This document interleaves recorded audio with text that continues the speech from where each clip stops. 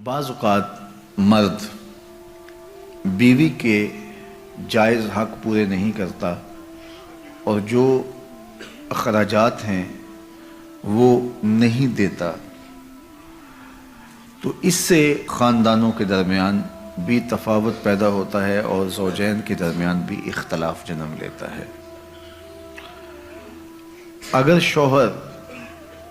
मफलूकुल हाल है तो फिर बात और है, और अगर वो साहिबे इस्तिताअत है, अल्लाह ने उसको माली आसूदगियाँ अता की हैं, तो फिर वो बुखल करता है तो ये बात समझ में नहीं आती। याजिबु अला साहिबिल माल अन युवस्सिअ अला अयालिही, साहिबुल माल के ऊपर वाजिब है कि वो अपने अहल व अयाल पर वुसअत के साथ खर्च करे। और ये मामला वहाँ ज़्यादा पेश आता है जहाँ एक आसूदा हाल ख़ानदान से लड़की किसी दूसरे ख़ानदान में ब्याही जाती है और यहाँ आसूदगी के बावजूद बुखल से काम लिया जाता है, तो फिर तनाव पैदा होता है और लड़ाई बढ़ जाए तो नौबत तलाक तक भी पहुँच जाती है। दूसरी बात ये कि जब हम रिश्ते तय कर रहे होते हैं तो एक दूसरे पर भरम रखते हैं, जिससे ये लग रहा होता है कि ये बहुत सारे साहब इस्तिताअत है। जब रिश्ता की बात चल रही होती है तो उस वक़्त वुसअत से खर्च कर रहे होते हैं, और फिर उसके बाद जब खातून घर आ जाती है तो फिर हकीकी चेहरा सामने आता है और निकाब उतरने लगते हैं और फिर पता चलता है कि ये तो मामले कुछ और हैं। तो एक तो खातून को, उसके ख़ानदान को धचका लगता है कि इन्होंने हमें चेहरा क्या दिखाया था और अंदर से निकला क्या, और दूसरा फिर वो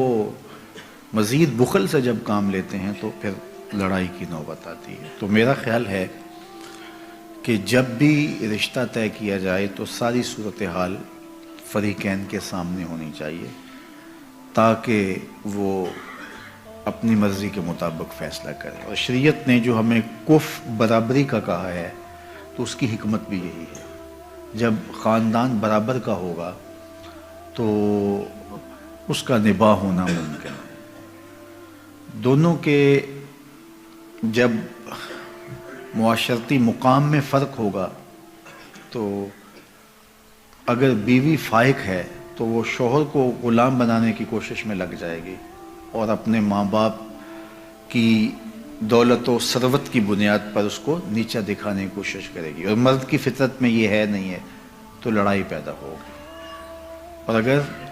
औरत गरीब ख़ानदान से है और शौहर गैर मामूली अमीर है तो फिर वो अपने ससुरालियों के साथ रवैया और अंदाज का रखेगा और बीवी के साथ भी उसका रवैया और तरह का होगा कि ये मेरे मरहूने मिन्नत हैं। तो फिर उसका नतीजा ये होगा कि बोझ बढ़ता चला जाएगा और ख़ानदान टूट जाएंगे। इसलिए अपने जैसे लोग ही तलाश करने चाहिए ताकि ये बोझ दरमियान में ना हो। इसी तरह जो है वो